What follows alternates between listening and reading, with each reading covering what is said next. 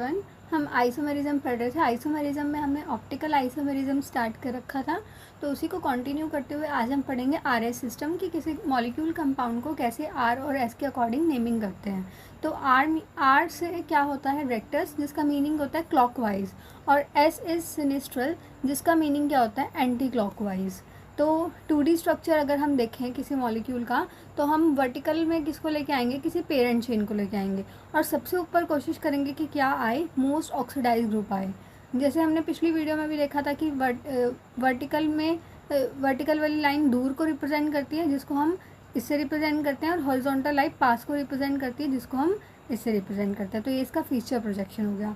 तो 3D structure कैसे होता है, ये तो पेरेंट चेन होगी, और ये अवे फ्रॉम द व्यूअर, और ये क्या हो गया टुवार्ड्स द व्यूअर, और ये सबसे ऊपर क्या हो गया मोस्ट ऑक्सीडाइज ग्रुप हो जाएगा। तो इस तरीके से हम 3D स्ट्रक्चर को रिप्रेजेंट करते हैं। ये तो इन द प्लेन हो गया, ये बिलो द प्लेन हो गया अवे फ्रॉम व्यूअर, और ये टुवार्ड्स द व्यूअर क्या हो गया अबव द प्लेन हो गया। अब हमें एक चीज़ यहाँ पे ध्यान रखनी है कि अगर फीचर प्रोजेक्शन में एक ही कायरल कार्बन हो तो कोई बात नहीं, लेकिन अगर 2 या 2 से ज़्यादा कायरल कार्बन होते हैं फीचर प्रोजेक्शन में, तो हम क्या करेंगे, पेरेंट चेन को वर्टिकल लाइन पे लाएंगे। यही अभी हमने देखा था कि पेरेंट चेन को कहाँ पे लेके आएंगे, वर्टिकल लाइन पे लेके आएंगे, और मोस्ट ऑक्सीडाइज ग्रुप को टॉप पे लेके आएंगे। जैसे फॉर एग्जाम्पल 3 ग्रुप्स अगर हम एग्जाम्पल के तौर पर लेते हो, एक तो हो गया अल्कोहल वाला ग्रुप, और एक हो गया एल्डिहाइड वाला ग्रुप, और तीसरा हो गया एसिड वाला ग्रुप कार्बोक्सिलिक एसिड। तो सबसे ऑक्सीडाइज्ड ये है, देन दिस, और लास्ट में सबसे रिड्यूस्ड फॉर्म क्या होगी, अल्कोहल होगी। तो ऑक्सीडाइज वाले ग्रुप को सबसे ऊपर लेके आना है। तो जैसे अगर वहाँ पे एसिड वाला ग्रुप है तो उसको सबसे ऊपर ले आएंगे, अगर वहाँ पे एल्डिहाइड है तो उसको ऊपर ले आएंगे। तो इस तरीके से हमने वर्टिकल लाइन पे पेरेंट चेन को लेके आना है, और ऑक्सीडाइज ग्रुप को कहाँ लेके आना है, टॉप पे लेके आना है। कैसे लेके आना है वो हम देखते हैं। तो ट्रिक पे आते हैं। ट्रिक हमारी क्या है, सबसे पहले जैसे ये कार्बन दिया हुआ है, कार्बन के अराउंड 4 चीज़ें जुड़ी होंगी। ये ऐसे होगा, ये टुवार्ड्स द व्यूअर होगा, ये अवे फ्रॉम द व्यूअर होगा वेज, और ये वाला डैश। तो हम क्या करेंगे, इसके ऊपर ABCD कुछ ग्रुप्स जुड़े होंगे, तो उनको प्रायोरिटी ऑर्डर दे देंगे, 1 2 3 4 दे देंगे। प्रायोरिटी ऑर्डर हमने पहले भी देखा है कैसे देते हैं, एटॉमिक नंबर के बेसिस पे देंगे कि जिसका एटॉमिक नंबर ज़्यादा उसको पहले प्रायोरिटी देंगे, और जिसका एटॉमिक नंबर कम उसको बाद में प्रायोरिटी देंगे। सबसे पहले क्या करना है, प्रायोरिटी ऑर्डर चेक करना है। जो ग्रुप्स जुड़े हुए हैं उनको 1 2 3 4 नंबर दे देंगे। तो जैसे हमने EZ नॉमेनक्लेचर में दिया था उस तरीके से दे दिया। फिर हम देखेंगे कि 4th प्रायोरिटी वाला ग्रुप दूर है या पास है, यही इसके हिसाब से देखेंगे। अगर ये वाला है तो पास है, अगर ये वाला है तो दूर है। तो दूर है या पास है, अगर दूर है तो 1 2 का 3, ये एक सॉन्ग की तरह हम ऐसे मतलब मेमोराइज करने का तरीका है कि अगर दूर है तो पास जाने के लिए 1 2 3 ऐसे करके याद रखेंगे। तो दूर है तो कौन सी काउंटिंग गिनेंगे, 1 2 का 3। तो 1 2 का 3, तो अगर 1 2 3 क्लॉकवाइज डायरेक्शन में आ रहा है तो उसको आर नॉमेनक्लेचर हो जाएगा। अगर 1 2 का 3 करके एंटी क्लॉकवाइज आ रहा है तो उसका नॉमेनक्लेचर क्या हो जाएगा, एस हो जाएगा। वो दोबारा से देखते हैं। अगर 4th प्रायोरिटी ग्रुप दूर है तो क्या बोलेंगे, 1 2 का 3। 1 2 का 3 अगर क्लॉकवाइज आ रहा है तो आर, अगर एंटी क्लॉकवाइज आ रहा है तो एस। लेकिन अगर वो पास हुआ तो 1 2 3 करने की ज़रूरत ही नहीं है, तो उल्टा करेंगे, 3 2 का 1। तो क्या करेंगे, 3 2 का 1। तो क्लॉकवाइज है तो आर, एंटी क्लॉकवाइज है तो एस। एग्जाम्पल से देखते हैं, ऐसे नहीं पता चलेगा। और एक और केस, अगर ना तो दूर हुआ ना ही पास हुआ, तो उसको या तो दूर लेके आएंगे या पास लेके आएंगे। कोई इवन चेंज लगाएंगे, मतलब एक बार नहीं चेंज करना, 2 बार चेंज करना है। इवन 2 4 6 यही होता है ना इवन, तो 2 बार चेंज, 2 टाइम्स चेंज करेंगे, क्योंकि 2 टाइम्स चेंज करने से हमें आइडेंटिकल आइसोमर्स मिलते हैं। लेकिन अगर हम 1 या 3 बार चेंज करते हैं तो हमें इनैंशियोमर्स मिलते हैं। तो हमें मॉलिक्यूल को चेंज नहीं करना है, तो इसलिए हम कौन सा चेंज करेंगे, इवन चेंज करेंगे। दोबारा देखो, अगर तो हमारा 4th प्रायोरिटी ग्रुप दूर है तो क्या काउंटिंग करेंगे, 1 2 का 3, और अगर पास है तो कौन सी काउंटिंग करेंगे, 3 2 का 1। तो ये काउंटिंग करके हम देखेंगे कि कौन से ऑर्डर में अरेंज हो रहे हैं हमारे मॉलिक्यूल्स। अगर क्लॉकवाइज हो रहे हैं तो वो आर हो जाएगा, और अगर एंटी क्लॉकवाइज हो रहे हैं तो वो एस हो जाएगा। लेकिन अगर ना दूर हुआ ना ही पास हुआ तो इवन चेंज अप्लाई करेंगे, वहाँ पे 2 बार चेंज करेंगे, और उस ग्रुप को या तो पास लेके आएंगे या दूर लेके आएंगे। तो फिर उस तरीके से नॉर्मल जैसे देखते हैं वो देखेंगे। तो एक एग्जाम्पल से देखते हैं इसको। जैसे ये एग्जाम्पल है, तो इसमें ब्रोमीन का सबसे ज़्यादा एटॉमिक नंबर है तो उसको हमने नंबर 1 दे दिया। उसके बाद OH का दूसरे नंबर पे एटॉमिक नंबर, फिर इसको दे दिया 2 दे दिया, फिर कार्बन आएगा, फिर उसको 3 दे दिया, और हाइड्रोजन का सबसे कम एटॉमिक नंबर है तो इसको 4 दे दिया। तो 4 अब ये हॉरिजॉन्टल लाइन पे है, हमें पता है हॉरिजॉन्टल वाली पास होती है और वर्टिकल वाली दूर होती है, फीचर प्रोजेक्शन में ऐसे ही होता है ना। तो ये पास है तो कौन सी काउंटिंग करेंगे, 3 2 का 1, 3 2 का 1, 3 कहाँ पे है, यहाँ पे, और 2 कहाँ पे है, यहाँ पे, 1 कहाँ पे, यहाँ पे। तो इस तरीके से रोटेट करेंगे, 3 से 2 पे जाएंगे, 2 से 1 पे, तो 3 2 का 1। तो ये कौन सी डायरेक्शन में रोटेट हो रहा है, क्लॉकवाइज डायरेक्शन में। तो क्लॉकवाइज है तो इसको हम कौन सा नाम दे देंगे, आर नॉमेनक्लेचर हो जाएगा ये हमारा। तो ये एग्जांपल इस तरीके से हम सॉल्व करेंगे। नेक्स्ट एग्जांपल, तो आते हैं नेक्स्ट एग्जांपल पे। जैसे देखो ब्रोमीन को नंबर 1 दे दिया, OH को 2 दे दिया, मिथाइल को 3 दे दिया और हाइड्रोजन को 4 दे दिया। तो यहाँ पे हाइड्रोजन कहाँ पे, वर्टिकल लाइन पे, वर्टिकल लाइन पे मतलब कि दूर है तो कौन सी काउंटिंग करेंगे, 1 2 का 3, 1 2 का 3 करेंगे। तो इस तरीके से 1 से 2 पे जाएंगे, 2 से 3 पे जाएंगे, 1 से 2 पे और 2 से 3 पे जाएंगे। तो ये चले गए, तो ये कौन सी डायरेक्शन में रोटेट हो रहा है, क्लॉकवाइज में। तो कौन सा नॉमेनक्लेचर हो जाएगा, ये आर हो जाएगा। नेक्स्ट एग्जांपल देखो, नेक्स्ट एग्जांपल है ब्रोमीन 1, OH को 2 देंगे, मिथाइल को 3 और हाइड्रोजन को 4। तो यहाँ पे हाइड्रोजन दूर है तो 1 2 का 3, 1 2 का 3, तो 1 से 2 तो आ ही नहीं रहा, यहाँ पे बीच में 3 आ रहा है। तो अगर यहाँ से कर दिया ना तो पहले 3 आ जाएगा, तो ऐसे नहीं करेंगे, 1 2 का 3, तो 1 के बाद 2 ही आना चाहिए। तो इस साइड से रोटेट करेंगे, बेशक बीच में 4 आ रहा है, 4 को हम इग्नोर करेंगे। तो देखो अब आप सोचोगे कि 1 से 2 तो डायरेक्ट आ ही नहीं रहा, या तो बीच में 3 आ रहा है या बीच में 4 आ रहा है। तो 3 नहीं आना चाहिए बीच में, क्योंकि 3 हमारी ट्रिक में आता है, नाम में आता है, लेकिन 4 नहीं आता, तो 4 को हम इग्नोर कर सकते हैं। तो 1 से सीधा 2 आना चाहिए, तो 4 को तो इग्नोर ही कर दिया। तो 1 2 का 3, 1 के बाद 2 आया, 2 के बाद 3 आया। तो इस तरीके से रोटेट करेंगे। तो एंटी क्लॉकवाइज है, ये एंटी क्लॉकवाइज है तो क्या नाम हो जाएगा इसका, एस नाम हो जाएगा इसका। आगे नेक्स्ट एग्जाम्पल देखते हैं। तो इसमें देखो ब्रोमीन को 1 दे दिया, OH को 2, मिथाइल को 3 और हाइड्रोजन को दे दिया 4। तो हाइड्रोजन वर्टिकल लाइन पे है मतलब दूर है तो कौन सी काउंटिंग करेंगे, 1 2 का 3।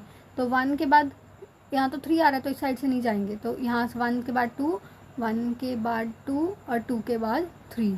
तो ये कौन सी डायरेक्शन में रोटेट हो रहा है, क्लॉकवाइज, क्लॉकवाइज मतलब आर। तो इस तरीके से इजीली करेंगे, बस अगर पास है तो 3 2 का 1, अगर दूर है तो 1 2 का 3। बस ये चीज़ याद होनी चाहिए, क्वेश्चन हमारा सॉल्व हो जाएगा। आगे ये हमने वैसे पहले भी देखा था शायद, इन एंशियोमर्स में क्या होता है, कॉन्फ़िगरेशन चेंज हो जाती है बिल्कुल ही। तो आर का एस हो जाएगा, एस का आर हो जाएगा, आर का एंशियोमर एस होगा, एस का एंशियोमर आर होगा, आर आर का एस एस होगा, एस एस का आर आर होगा, आर एस का एस आर होगा, एस आर का आर एस होगा, मतलब उल्टा हो जाएगा जो भी है। ये दो दो क्यों है, जैसे दो दो इसमें होते हैं इन केसेस में, यहाँ पे 2 कार्बन ना, एक ये वाला और एक ये वाला। तो अगर इसका आर है और इसका एस है तो इसका एनैंशियोमर कैसे बनेगा, इसका एनैंशियोमर बनेगा, ऊपर वाले का आर था तो अब एस हो जाएगा और नीचे वाले का एस था तो अब आर हो जाएगा। तो इस तरीके से ये 2 2 इसलिए है इस वाले केसेस में। और आइडेंटिकल में तो सेम ही रहेगा, आर का आर, एस का एस, आर एस का आर एस, एस आर का एस आर, एस एस का एस एस और आर आर का आर आर। तो और एग्जांपल्स हम देखते हैं। अब हम एक एग्जांपल ऐसा देखेंगे कि जिसमें हाइड्रोजन ना तो दूर है ना ही पास है, मतलब 4th प्रायोरिटी ग्रुप, ना ही दूर है ना ही पास है, तो वहाँ पे हम इवन चेंज अप्लाई करेंगे। तो देखो हाइड्रोजन को हम पास भी लेके आ सकते हैं, दूर भी लेके आ सकते हैं। तो पहले पास लेके आके देखते हैं। तो पहले नेमिंग कर ली सबसे पहले, तो 1 OH, 2 को NH2 दिया, 3 किसको दिया, मिथाइल को, और 4th किसको दिया, हाइड्रोजन को। तो 4 ना तो पास है ना दूर है, ये इन द प्लेन आ गया ना। तो इसको हम NH2 की जगह ला के देखते हैं, NH2 की जगह यानी पास ला के देखते हैं। तो NH2 की जगह ये देखो ये पिंक वाले एरो से शो कर रखा है, तो ये चेंज कर दिया, तो यहाँ पे हाइड्रोजन आ गया और हाइड्रोजन की जगह NH2 आ गया। अब एक और चेंज अप्लाई करेंगे, जो पहला चेंज है ना वो तो इस तरीके से अप्लाई करेंगे, या तो हमारा हाइड्रोजन पास आए या हमारा हाइड्रोजन कहाँ आए, दूर आए। लेकिन जो सेकंड चेंज है वो कैसे अप्लाई करेंगे, second change in the plane ही अप्लाई करेंगे कि दोनों इन द प्लेन हो। तो सेकंड चेंज NH2 और OH के बीच में ला दिया, तो ये इन दोनों ने अपनी पोजीशन चेंज कर ली। अब नॉर्मल सॉल्व करेंगे जैसे करते हैं, OH को 1 दे दिया, NH2 को 2 दे दिया, मिथाइल को 3 दे दिया और हाइड्रोजन को 4 दे दिया। तो इस तरीके से हाइड्रोजन को 4 और 4 कहाँ पे है, पास है, ये पास है तो कौन सी काउंटिंग करेंगे, 3 2 का 1। तो 3 मिथाइल को, तो 3 ये रहा, 2 ये रहा, 1 ये रहा, तो 3 2 का 1। तो कैसे गया ये, एंटी क्लॉकवाइज गया। तो एस इसका नाम हो जाएगा, तो इस तरीके से सॉल्व हुआ। अब एक बार दूर ला के देखते हैं भाई सेम आंसर आ रहा है, नहीं सेम ही आएगा वैसे, पर ट्राई कर लेते हैं। तो हमने फर्स्ट चेंज कहाँ पे अप्लाई किया, ये ब्लू वाले एरो से है यहाँ पे। तो हाइड्रोजन को हमने मिथाइल की जगह ला दिया, हाइड्रोजन को मिथाइल की जगह ला दिया, मिथाइल हाइड्रोजन की जगह चला गया, तो एक चेंज अप्लाई हो गया। दूसरा चेंज प्लेन के अंदर ही लाएंगे, OH और मिथाइल के बीच में कर दिया हमने। तो इस तरीके से ये इन दोनों ने अपनी इंटर पोजीशन चेंज कर ली। तो नंबरिंग दे देंगे 1 OH को, 2 NH2 को, 3 मिथाइल को, 4 इसको। तो हाइड्रोजन अब की बार दूर है तो कौन सी काउंटिंग करेंगे, 1 2 का 3, तो 1 2 2 के बाद 3। इधर से दूसरी साइड से क्यों नहीं गए, इस साइड से क्यों नहीं गए, क्योंकि 1 3 आ रहा है पहले, लेकिन 1 2 का 3 काउंटिंग है ना, 1 के बाद 2 2 के बाद 3, तो 1 के बाद 2 आएगा, 2 के बाद 3। तो इस तरीके से ये एंटी क्लॉकवाइज यानी इसकी नेमिंग क्या हो जाएगी, एस इसको कह देंगे कि इसकी कन्फिगरेशन कैसी है, एस कन्फिगरेशन है इसकी। तो इस तरीके से सॉल्व करना है। बस एक बिल्कुल ही ईजी सी ट्रिक है कि हम पहले प्रायोरिटी ऑर्डर अरेंज करेंगे। प्रायोरिटी ऑर्डर अरेंज करने के बाद हम देखेंगे हाइड्रोजन पास है या दूर है।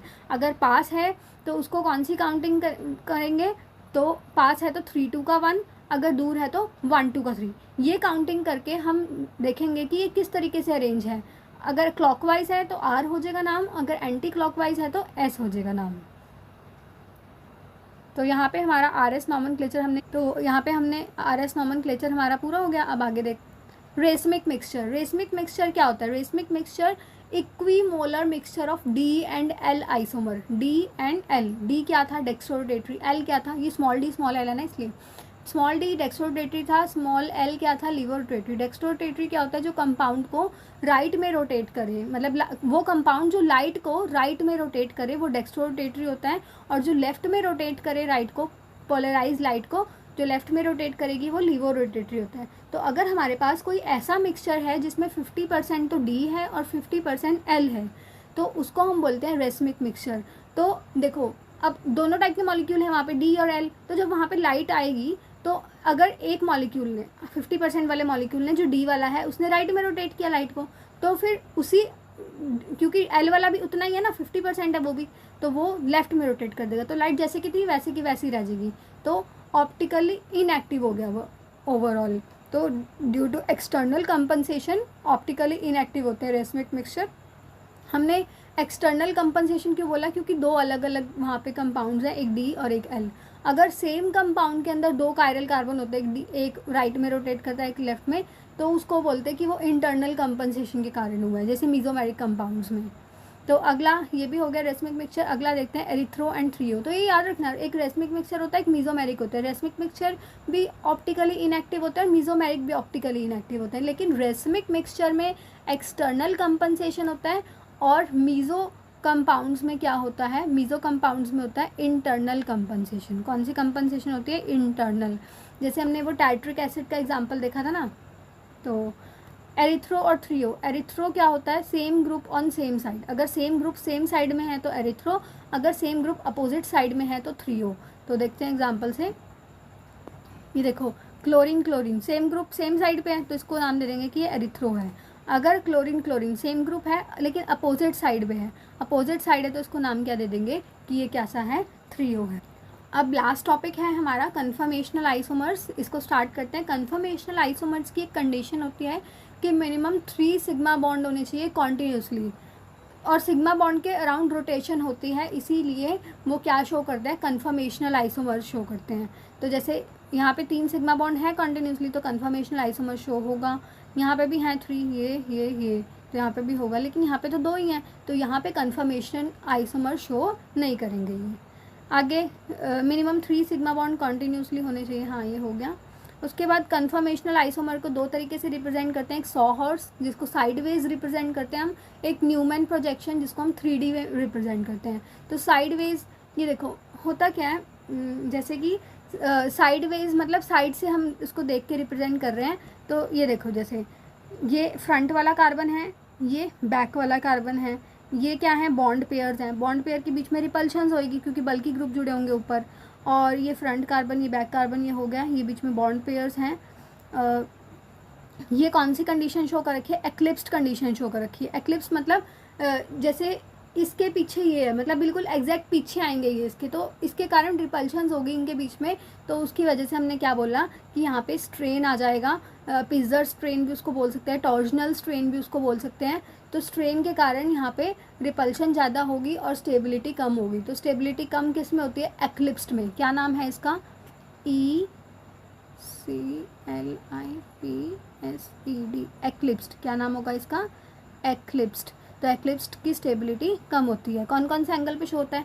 अब इस बॉन्ड पेयर और इस बॉन्ड पेयर के बीच में या तो 0 डिग्री होगा, या 120 या 240 या 360। जब ये वाले एंगल्स होंगे तो एक्लिप्स शो होगी। अगला क्या है? स्टैगर्ड। स्टैगर्ड कब शो होती है? जब अपोजिट हो। देखो ये ऊपर है, ये नीचे है, ये ऐसे हैं, तो ये अपोजिट डायरेक्शन में एक दूसरे के। तो यहाँ पे रिपल्शंस कम हो गई हैं, रिपल्शंस कम हो गई हैं, तो यहाँ पे स्टेबिलिटी ज़्यादा होगी, तो स्टैगर्ड स्ट्रक्चर होगा। ये 60, 180 और 300 पे ये शो होगा। अगला न्यूमैन प्रोजेक्शन। न्यूमैन प्रोजेक्शन में हम 3D रिप्रेजेंट कर रहे हैं। फर्स्ट कार्बन को हमने एक पॉइंट से रिप्रेजेंट किया है, पीछे वाले कार्बन को, बैक वाले कार्बन को हमने एक बॉल से रिप्रेजेंट किया है। तो जो ये आगे वाले बॉन्ड हैं ये रे, और ये पीछे वाले बॉन्ड ये हल्के हल्के ऐसे दिखा रखे हैं। तो ये एक्लिप्स स्ट्रक्चर है। देखो एग्जैक्टली इसके पीछे है ना, तो ये एक्लिप्स है। यहाँ पे स्ट्रेन होगी, इसके कारण ये स्टेबल कम होगा। वही कौन कौन से एंगल पे शो होता है? 0, 120 और 240। अगला कौन सा देखेंगे? स्टैगर्ड। तो स्टैगर्ड में देखो, स्टैगर्ड में अपोजिट डायरेक्शन में अरेंज है। ये यहाँ पे ऐसे अरेंज है, तो ये अपोजिट डायरेक्शन में, ये इसके अपोजिट डायरेक्शन में। तो इसके कारण ना स्ट्रेन कम हो जाती है और स्टेबिलिटी ज़्यादा हो जाती है। तो ये 60, 180 और 300 डिग्री पे शो होगा। ये स्टैगर्ड फॉर्म है। तो जनरली एक्लिप्स जो है वो लेस स्टेबल होता है और स्टैगर्ड वाला मोर स्टेबल होता है। अगर हमें लेस स्टेबल से मोर स्टेबल जाना है, लेस स्टेबल कौन से एंगल पे था? 0 पे था पहले, और ये मोर स्टेबल किस पे? 60। तो अगर लेस स्टेबल से मोर स्टेबल पे जाना है तो कितने एंगल से रोटेट करना पड़ेगा? 60 डिग्री से। लेकिन अगर लेस से लेस पे जाना है, लेस वाला मतलब एक्लिप्स्ड, पहले 0 पे था फिर 120 पे था, तो कितनी डिग्री रोटेट करना पड़ेगा? 120 डिग्री। तो अगर लेस स्टेबल से लेस स्टेबल पे जाना है तो 120 डिग्री रोटेट करना पड़ेगा। और अगर मोर स्टेबल से मोर स्टेबल मतलब 60 से 180 पे जाना है तो 120 रोटेट करना पड़ेगा। तो लेस से मोर पे जाना है तो 60 रोटेट करना पड़ेगा, और अगर लेस से लेस और मोर से मोर जाना है तो 120 डिग्री रोटेट करना पड़ेगा। एक्लिप्स्ड कम स्टेबल होता है, वहाँ पे स्ट्रेन आ जाती है, क्योंकि जो बॉन्ड पेयर हैं वो बिल्कुल एग्जैक्टली एक दूसरे के पीछे, जैसे ये हाथ देख रहे हो, एग्जैक्टली एक दूसरे के पीछे यहाँ पे शो होएगा। तो यहाँ पे देखो इनके बीच में, ये फिंगर्स के बीच में रिपल्शन हो सकती है ना, लेकिन स्टैगर्ड में क्या है? बीच में आ जाएंगे एक दूसरे के, मतलब अपोजिट डायरेक्शन में अरेंज आ जाएगी। इस तरीके से वो अरेंज होंगे कि वहाँ पे रिपल्शन कम हो जाएगी, तो वो मोर स्टेबल होता है। स्टैगर्ड इज मोर स्टेबल और एक्लिप्स कम स्टेबल होगा। ये एंगल्स याद रखना कि कौन कौन से एंगल पे ये शो होते हैं। तो इस तरीके से ये भी हो जाएगा हमसे कि लेस स्टेबल से मोर स्टेबल पे जाएंगे तो कितना डिग्री हमें रोटेट करना पड़ेगा। उसके बाद कन्फर्मेशनल आइसोमर इन इथेन। इथेन का एग्जांपल देखते हैं। तो CH3 ये फ्रंट कार्बन मान लेते हैं, इसको बैक कार्बन मान लेते हैं। तो फ्रंट कार्बन ये और पॉइंट से रिप्रेजेंट कर रखा है, और बैक कार्बन को हमने किससे रिप्रेजेंट कर रखा है? बॉल से रिप्रेजेंट कर रखा है। तो पहले एक्लिप्स देख लेते हैं। एग्जैक्टली एक दूसरे के पीछे आ रहे हैं बॉन्ड, तो ये 0, 120 और 240 पे रिप्रेजेंट होता है। ये एक्लिप्स वाला स्ट्रक्चर लेस स्टेबल होता है, हमने देख ही लिया। अगर इस कार्बन को 60 डिग्री से रोटेट करेंगे, 60 से रोटेट करेंगे तो ये ऐसे हो जाएगा। तो बैक वाले कार्बन को हम 60 डिग्री से रोटेट करेंगे तो इस तरीके से हो जाएगा, ये स्टैगर्ड हो जाएगा। या ये कौन कौन से एंगल पे शो होता है? 60, 180, 300। ये मोर स्टेबल होता है स्टैगर्ड वाला। एक और एग्जांपल देखते हैं प्रोपेन का। तो प्रोपेन में फ्रंट कार्बन ये रहा और ये रहा बैक कार्बन। तो फ्रंट कार्बन के ऊपर 2 तो हाइड्रोजन जुड़े हुए हैं, 1 मिथाइल। तो फ्रंट कार्बन के ऊपर 1 मिथाइल और 2 हाइड्रोजन, और ये पीछे बैक कार्बन है, इस पर 3 हाइड्रोजन जुड़े हुए हैं। बैक वाले कार्बन को 60 डिग्री से रोटेट करेंगे तो ये स्टैगर्ड बन जाएगा इस तरीके से। तो वही एक्लिप्स इतने एंगल पे शो होता है, ये कम स्टेबल होता है, और स्टैगर्ड 60, 180 और 300 पे शो होता है, ये मोर स्टेबल होता है। ये हो गया। उसके बाद all structures between eclipsed and staggered. Eclipsed और स्टैगर्ड के बीच में जितने भी स्ट्रक्चर होते हैं उनको स्क्यू बोलते हैं। लेकिन गॉची ये एक नाम है, ये एक स्क्यू का ही एक टाइप है। ज़्यादातर ये वर्ड हम कब यूज़ करते हैं? इथाइलिन ग्लाइकोल के केस में यूज़ करते हैं, लेकिन बाकी मॉलिक्यूल्स में भी यूज़ कर लेते हैं, ऐसा कुछ स्पेसिफिक नहीं है। तो इथाइलिन ग्लाइकोल का एग्जांपल देखते हैं। इथाइलिन ग्लाइकोल CH2OH, ये ऊपर फ्रंट कार्बन और ये नीचे बैक कार्बन। तो ये देखो, ये एक्लिप्स में क्या है? OH एग्जैक्टली OH के पीछे आ रहा है, हाइड्रोजन एग्जैक्टली हाइड्रोजन के पीछे आ रहे हैं, एक दूसरे के बिल्कुल पीछे आ रहे हैं, एक ही लाइन में अलाइन हो रहे हैं ये। तो ये हो गया एक्लिप्स्ड। वही 0, 120, 240 इन एंगल्स पे ये शो होगा। और जो ये है स्टैगर्ड वाला है ये 180 पे शो होगा, उसके बाद किस पे शो होगा, 300 पे शो होगा, ठीक है। तो ये यहाँ पे OH एग्जैक्टली एक दूसरे के अपोजिट डायरेक्शन में आ रहे हैं, तो ये ज़्यादा स्टेबल होगा स्टैगर्ड। लेकिन यहाँ पे एक अजीब सी चीज़ तुम्हें देखने को मिलेगी, जो गॉचे वाली फॉर्म है वो स्टैगर्ड वाली से भी ज़्यादा स्टेबल है, और ये 60 डिग्री पे हमें देखने को मिलती है। तो ये ज़्यादा स्टेबल, यहाँ पे एक चीज़ देखो ध्यान से, यहाँ पे 180 पे हुआ है स्टैगर्ड मतलब बिल्कुल एक दूसरे के अपोजिट। अगर 60 से रोटेट करते तो OH यहाँ आता ना, तो ये अपोजिट तो नहीं है। जो 60, 180, 300 हमने ये बोला था ना कि स्टैगर्ड 60 पे शो होता है, 180 पे, 300 पे, वो तब होता है जब ये सेम हो, सारों में हाइड्रोजन हो, इथेन के केस में। लेकिन यहाँ पे इथाइलिन ग्लाइकोल है, अगर यहाँ पे 60 से रोटेट करेंगे तो OH बिल्कुल नीचे नहीं आएगा, यहाँ पे आएगा OH। तो उस केस को क्या बोलते हैं, गॉची फॉर्म बोलते हैं। तो उसमें क्या होगा, इस OH और इस OH के बीच में हाइड्रोजन बॉन्ड हो जाएगी, इंट्रामोलिकुलर हाइड्रोजन बॉन्डिंग, जिसकी वजह से गॉची फॉर्म जो है वो मोर स्टेबल हो जाएगी स्टैगर्ड फॉर्म से। तो जो वो हम बोलते थे स्टैगर्ड 60 पे शो होता है, 180 पे शो होता है, 300 पे शो होता है, वो सिर्फ तब शो होता है जब सेम चीज़ें जुड़ी हो, जैसे सारों में हाइड्रोजन जुड़ी हो। लेकिन यहाँ पे OH है, तो इसलिए यहाँ पे हम वो नहीं मानेंगे। यहाँ पे स्टैगर्ड कौन से एंगल पे शो होता है, सिर्फ 180 पे शो होता है, और गॉचे फॉर्म किस पे शो होगी, 60 पे। गॉचे form is more stable than staggered form. ऐसा ये हमें एक्सेप्शन क्यों देखने को मिला, क्योंकि गॉचे फॉर्म में क्या है, इंट्रामोलिकुलर हाइड्रोजन बॉन्डिंग है। हाँ, यही लिखा हुआ है, gauche form is more stable than staggered form due to intramolecular hydrogen bonding. तो यहाँ पे हमारा ऑप्टिकल आइसोमर्स भी खत्म हो गया, कन्फर्मेशनल आइसोमर्स भी खत्म हो गया। अब हमारा आइसोमरिज्म वाला चैप्टर कंप्लीट होता है। Thank you very much, I hope it will help you. For more such videos, please subscribe my channel. Thank you very much.